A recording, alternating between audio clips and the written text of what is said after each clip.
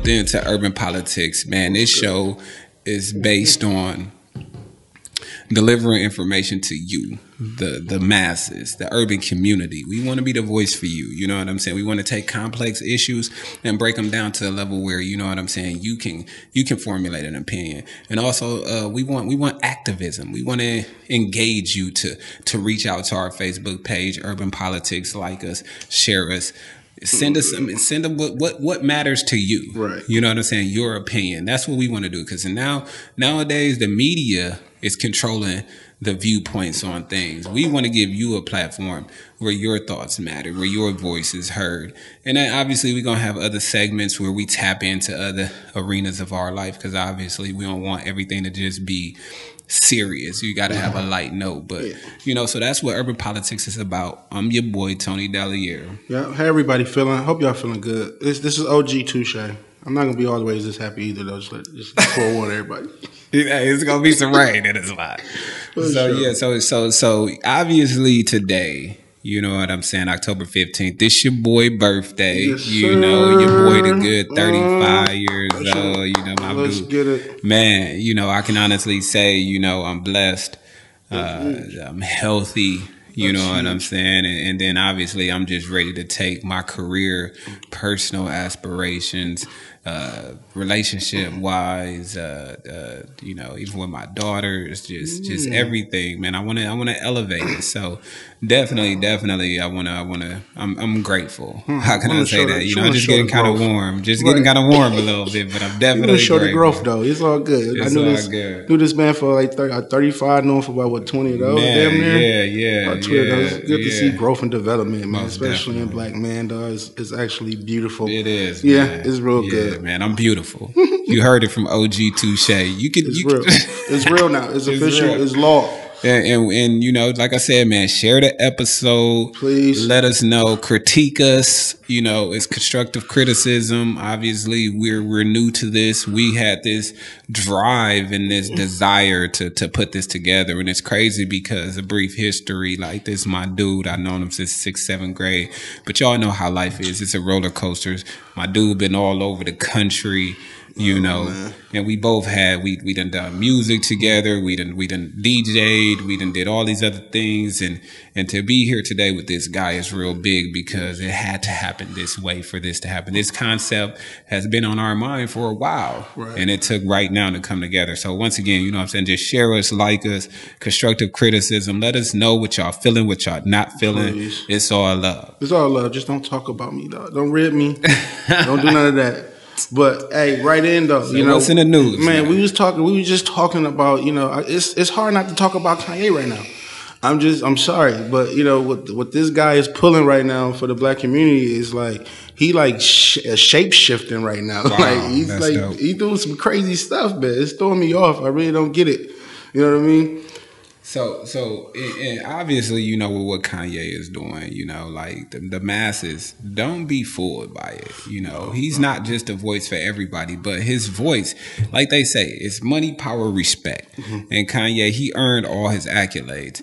But if you're gonna, you know, use that power and be an influence, and you have the platform, please don't abuse it. Can't do it. So tell me, what kind of boiled or cooked your noodle on this particular situation? Like you said, it's more so right now. It's so serious out here right now, especially with the black community, everything that's going on. It's just so serious to be playing, right? You know what I mean? Right. And you know, I was thinking about the Larry Hoover thing, and then I came to a realization when I actually, you know, looked up on Hoover because growing up, while we grew up, Hoover was the man too. Yeah, and we really just had a conversation. Right. We was in production. We had a conversation. And my man's with political exploitation. My nigga was dropping bombs. For no reason, if I think about it, Hoover was the man to me growing up. Right. You know, trying to be a gangster and all that. And I never really understood like what. And then he morphed into a folk hero. Pretty much. You know, he had this mythical accent to him or whatever you want to call it. Like, he had this aura. He never even met this man. And, you know, one thing I know, first of all, he been in jail since 1973, bro. Right. So his legacy really didn't even start until after he was in jail. And we still never really cared about what he was in jail for. But right. it was just the fact that it influenced. And it was just shocking to me that Kanye played on him to be the one that wanted to rejuvenate the black community with. You know what I'm saying? Somebody that was unjustly convicted or got a lot of choices out there. So like with Hoover, because I know you did a little bit of research. And this is objective, guys, because I know you guys might have. You know, you might be Larry Hoover fans. You might know a little bit more of the details. But we basing stuff. I'm sorry. You don't understand, right? No, yeah, you should have. So that's basically what I was trying to say. So off the research that you got, that you did, I mean, what's some of the things that you? What's your perspective? Well, you know, everybody, we can't be stupid. We can't just follow auras and myths anymore. That's what I'm saying. Right. So when I did research, it's like if first of all, Hoover. He had an investigation. You know what I mean? Now, I'm not saying that he had influence on the black community because that always scared America. For him, they so-called had over 30,000 members of young black men ready to do whatever. So if what I'm saying is, if Hoover was really doing some foul stuff, he deserved to be in jail. That's for anybody. I can't be biased in that element and call myself a stand-up guy. Just 100.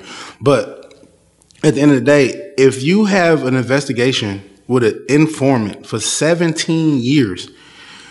And you get found guilty of racketeering, murders, money laundering, and then you get sentenced to another six life-term sentences or whatever. It's like, we got some other cats over here, bro, that's a little bit more qualified. It's like, I ain't trying to be like Hoover step back, but hey, we got some other people that we could probably put up on the stand because he kind of for the black community right now. So tell me, why do you think Kanye took the Hoover angle? Kanye always been about attention to me. As far as lately, I won't say always because I used to love Kanye. I still listen to his music, like I said. But if Kanye wanted the attention, that would be the best way to get it right now because the whole angle with him trying to go back to Chicago, trying to get back over there with the whole Donna House situation that happened with him and Rhyme Fest, he wanted to get back to his home. You know what I mean? So I think he using that kind of to yank the black community cord. You know what you were saying earlier, emotional. I think he definitely playing on that. And it was just making me a little upset because it's like it's too serious for that. It's too serious, and I think I definitely sympathize with that sentiment because at the end of the day, you market or you wear a Hoover shirt. And one of the issues, like what's I'm gonna tell y'all what's circulating on social media right now. So, and this is the thing, like black people, man, y'all can't just share anything, and you can't get the facts first. So they got something on here that's saying, so Kanye met with Trump, asked about prison reform, tax breaks to bring factory companies back to America, which Trump already gave tax breaks to millionaires, you know, including Kanye and his son-in-law. Oh, shit. So, you know, he more mental health institutions, more art programs, no stop and frisk in Chicago, and asked to free Larry Hoover. First of all, the no stop and frisk, Trump ran right behind him and said he thinks that's a good idea. So this is the thing that I'm trying to say. Like, if Kanye was really serious about these issues, he's going into a contentious adversary type of meeting. You know what I'm saying? Like, these are issues that don't matter to Trump. I see what you're saying. So if I'm going into this meeting with an adversary, I'm not propping or validating that adversary. Trump just said, you know, with the Charlottesville thing where you had a white supremacist killed a white person, tried to run him over, ran him over, killed a white woman. He said there's good and bad people on both sides. It took him days to repudiate the white nationalists. So if Kanye's walking into a conversation like that with somebody like that, I'm going in with it's contentious. Like I'm coming at you. You know, this is a debate. Like, that's how you use your platform. You don't use your platform to validate somebody and then think about the cause and effect. So then if you guys are going to share this about Kanye and say, you know, and what's wrong with what he did? Well, then a month or two from now, think about what did that conversation do? All it's doing right now is making us look stupid. Pretty much. And that's the thing that the black people don't realize is that, you know, we're out here doing things that makes us look stupid. And we have to take ownership for that. So, like, it's a primary example. I was in Casablanca the other day, a nice little joint, upscale hookah spot. So on the east side. Yeah, most definitely. So I'm in there, you know, one of my business partners, you know, we celebrate my birthday or whatnot. And it was this black woman and she's talking extremely loud, like yelling over the music, right? They're having a debate. Right. So off top, I'm looking at it like we're in a setting where that's inappropriate. Not only that, I actually heard what she was talking about. They were actually debating, you know, top 10 singers. So I'm pretty sure it was something that simple. So and she's loud and obnoxious or whatnot, belligerent.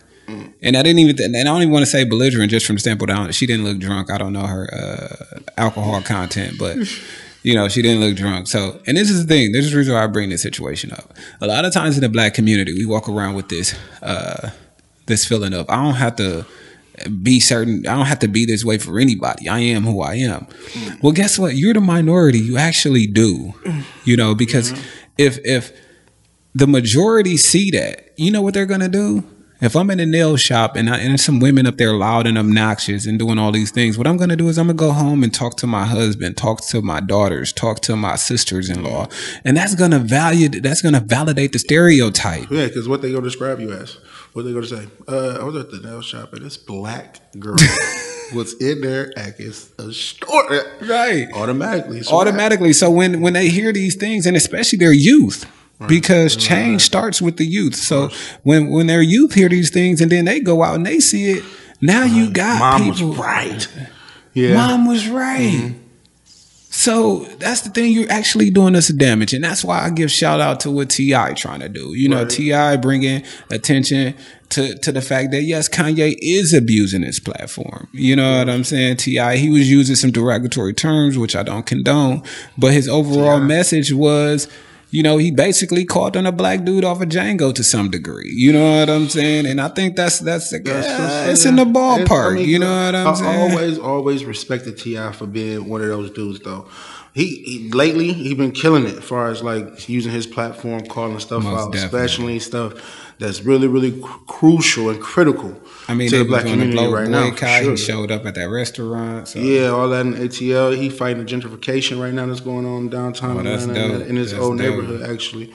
So he always been that guy. So I'm not surprised. What exactly was he saying in his post though? It sounded like he was getting real crazy. He was getting real beastie. And like I said, I didn't have it pulled up with me right off the bat. But you know, one thing he was just saying is like, no man should compromise his soul, you know, and your dignity, your integrity, you know, just to try to prove a point. You know what I'm saying? If you're gonna go address these issues, you can address them in a certain fashion.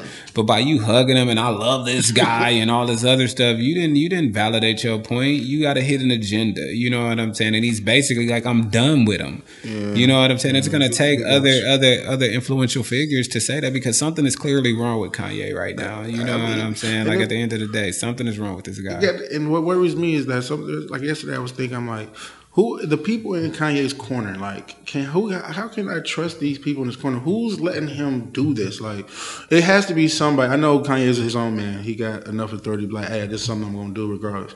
But I know he has an assistant, an advisor, his wife, a cousin, somebody that be like, you know, yeah, please, bro, yo, just stop, yeah, don't do this, or. Yeah, I mean, I wish they would please speak up, because they making it seem like he's just off the Richter scale right now. Oh man, he is definitely off the Richter scale, and I mean, I think, like I said, man, we gotta hold him accountable, man. So, basically, T.I. called him a little cookie boy. He was expressing his displeasure with him, man. He said he ashamed to ever been associated with him. Yeah. I mean, he was going in, man. He's like, from what I can gather, this is the most repulsive, disgraceful, embarrassing act in desperation and auctioning off one's soul to gain power I have ever seen. Wow.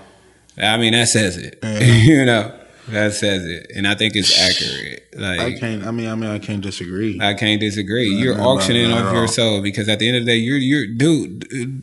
Kanye wearing a Make America Great hat again. Like, this is the thing about Make America Great Again. What are they implying? Because when was America really great? And I'm not saying this is. I wouldn't want to have been born in any other country, right? Mm-hmm. But you talk about the history from slavery to taking land from the Indians, slaughter, slavery, slaughter, Jim Crow, slaughter, prison system, economical slaughter. You know what I'm saying? Right now, racial inequality, slaughter. So what do you mean by make America great again? Make America white again, maybe? You know what I'm saying? So I wish he would say that. I wish he would really just say, you know what?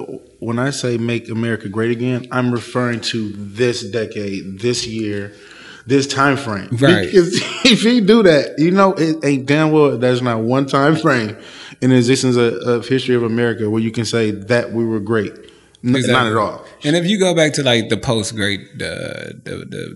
Great Depression with FDR, you know, they were propping up unions. You know what I'm saying? Yeah. Livable wages. They were having people just build things for no reason to get stimulate economic growth. That's not the policies that he's instrumenting right now. So, I mean, let's keep it 100, man. Let's keep it real, man. The guy has like, dude, just look in his cabinet. Just do the research with his cabinet, people, please, and you will see, like, okay, he's associating himself with some pretty fringe figures. So, and if Kanye want to associate himself with that, then guess what? He needs to feel the heat. Yeah, you know, and we're not just all stupid. Come on, man. Yeah, put his nose in it. I mean, accountability is definitely going to be number one. I can't see another way, because until we do that, everybody's just going to be able to just do whatever they want to do and be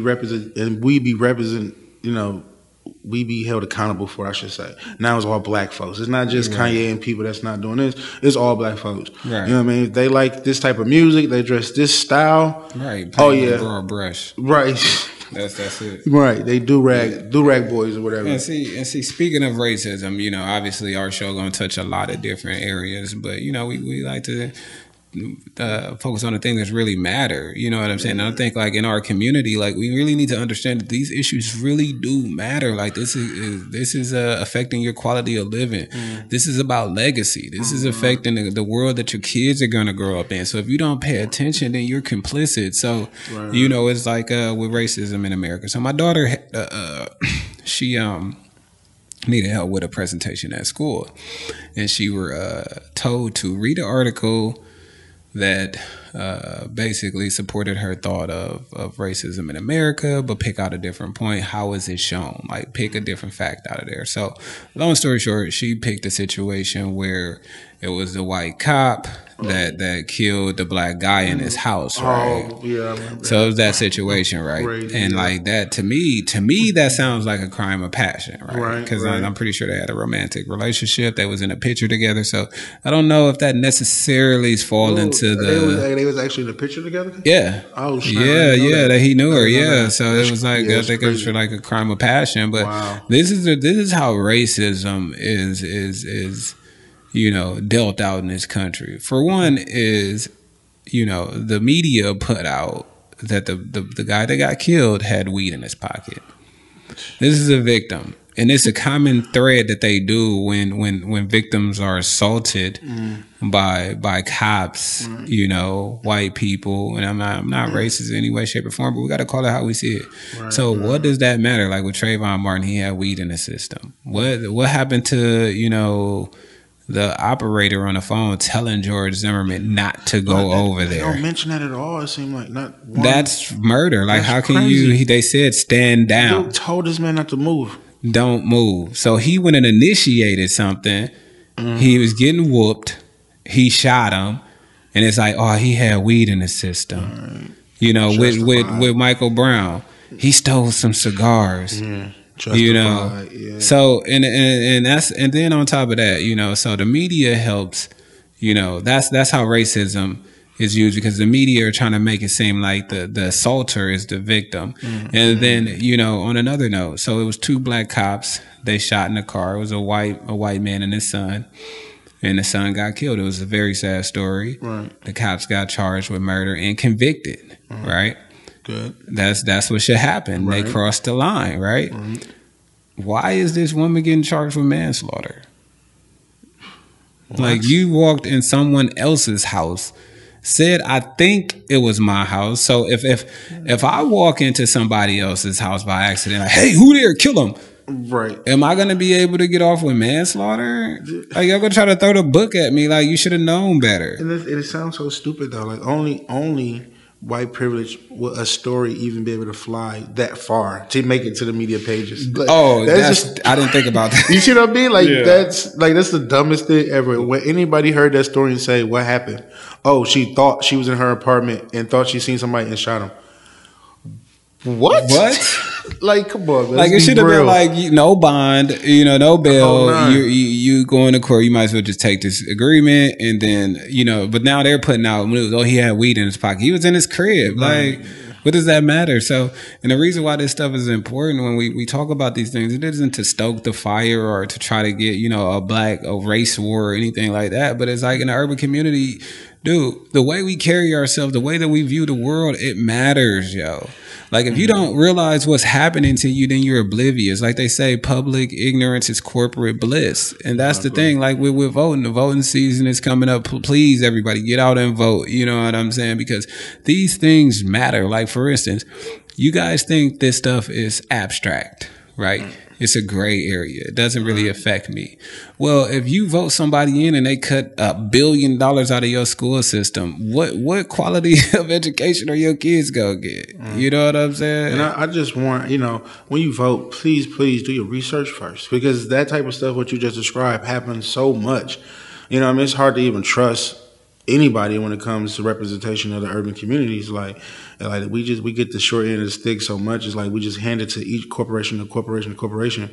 So do your research, because it might be somebody that's in the news, real popular, taking pictures at Summerfest. But you know, but it might be an underdog candidate down there that's down there at these city hall meetings, that's out here repping. You know what I mean? That's really bringing the core issues to keep that money in these schools. You gotta do your research on these cats, man. Do your research. Just like Chris Abley, the Milwaukee County executive or supervisor, whatever the case may be. This guy, and I'm not going to get too much into the guy because I'm pretty sure he's going to be in the news. He raised taxes on us, right? He tells the city council that, you know, Milwaukee was short $25 million. We got to come up with a way. We got to cut bus services. We got to do this. Bus workers, they can't get raises. But then you sell the Bucks land for $1, right? You sell it for $1, and then your parents are billionaires. Like, come on, people, why are you voting billionaires into office, millionaires, billionaires into office with the expectation that they're going to look out for you? If I was never raised around you, if I can't relate to your struggle, I don't know your issues. In my world, everybody is rich. You know what I'm saying? So, and then it's my buddy that owned, like, it, not in this particular situation, but it might be his dad's friend that's nephew that ended up buying the Bucks. You know what I mean? Red flags that we're talking about. I mean, I'm selling $1 billion space, re-innovating a downtown city. And I sold it for $1. I mean, can we say red flag? And then on top of that, it's like then the owners, which the Bucks owners, they real involved in the community. They be involved as far as like they think this is the least diverse city that they've ever been to, and they call that stuff out. But at the same time, just because you're calling it out, don't necessarily mean that you're trying to promote change. So how can we trust you? In other words, right? So how did you took you know, $500 million from taxpayers' money talking about if y'all don't do it, then I got to move the team. You a billionaire. You mean to tell me you couldn't find financing to finance the stadium? And do we own the stadium? No, we still got to pay top dollar to get in there. That's why I say the masses, man, y'all need to get educated, man, and start paying attention to these things, because you're getting screwed, and it's really at a certain point you got to look in the mirror and say it's my fault. And you know what? You know what? Go back to this. Start with the media. I'm thinking like you got to start looking up everything you hear nowadays. Definitely. I mean, from like, multiple sources. Get out here. Like, you have to actually be out here, man. If you go to these little community events, you know, people be just, you know, this image that we have as black folks towards each other, man. It's like we just don't want to see certain things. Like, I don't want to see them have this crabs in the bucket. Let me just call it pretty much that mentality.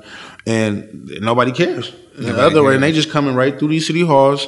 Who want to vote against Proposition 69 to take 76 and center and turn it into Wauwatosa? Nobody's there from Milwaukee County to represent. You know what I mean? Like, and we getting trampled. Most definitely, and that's why we here. Ultimately, that's why we're here. You know what I'm saying? So we just want to let y'all know that, you know, obviously this is our first show. You know what I'm saying? We politic about a few different issues, certain things we're going to jump into depth into, you know what I'm saying? We gonna dive into even deeper and more passionately and really, you know what I'm saying, give y'all some different angles and perspective to look at. But like, our number one purpose is to take these issues and give them right to you. Got to. You know what I'm saying? Because you need to be informed. You have to know, you know, what's going on so we can really promote change. Like I said, you know, it's money, power, respect. You know what I'm saying? So typically when it goes in that order, because then you earn that platform to promote change.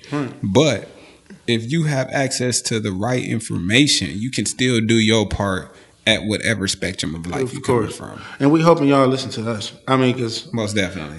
Because I mean, we know it all. We ain't finna play with you. We like the auntie at Thanksgiving. You trying to get a macaroni and cheese? We gonna pop you in the head if we have to get you to understand that it is serious. You know what I'm saying? It gets serious. So we ain't gonna play with you. We gotta take it to that level. You know what I mean? That's how important it is to us. So we just want to hear from y'all as well. So if whatever is important to y'all, throw that on the Facebook page for sure. Comment all that because we can definitely talk about it for sure. We'll definitely talk about it. Like we will inform. Not a problem. And definitely be looking out for the segment, the Hood Doctor. You know what I'm saying? If you got any, career questions, if you got relationship questions, money problems, if you just want to talk about anything, you know what I'm saying, that's on your mind that you need some help with. You need some untrained, uncertified professional help with, that's us. You know what I'm saying? It's the Hood Doctor. The segment coming soon. No, you can't get from the hood. Let's keep it 100. You know what I'm saying? We'll definitely keep it real. So, I mean, hey, you ladies, man, if y'all need relationship advice, man, come holler at us. You know what I'm saying? It's the Hood Doctor, man. This is untrained, uncertified, professional help that you can get and you got access to. So, come holler at us, the Hood Doctor, man. We out here. Yeah, man. Thank everybody, man, for listening. For sure. If you made it through the whole thing, thank you for listening. Appreciate and we're going to definitely be hitting y'all with that hotness. And check me out. Check us out, man. This your boy, Tony Dalliere, man. Hey, OG Touche in the building. Level to the shit. Level to the shit. Level to the shit. Yeah. Yeah. I be ready for the beat, so if you want it, let's go. Yeah. I put it on my life, I murder all you rappers for sure. Yeah. Yeah. The mind of a whiz, the heart of a pro. It's like the harder it gets, the harder I go. I like the dumber the beat, the smarter the flow. Closer I get to the top, the farther I go.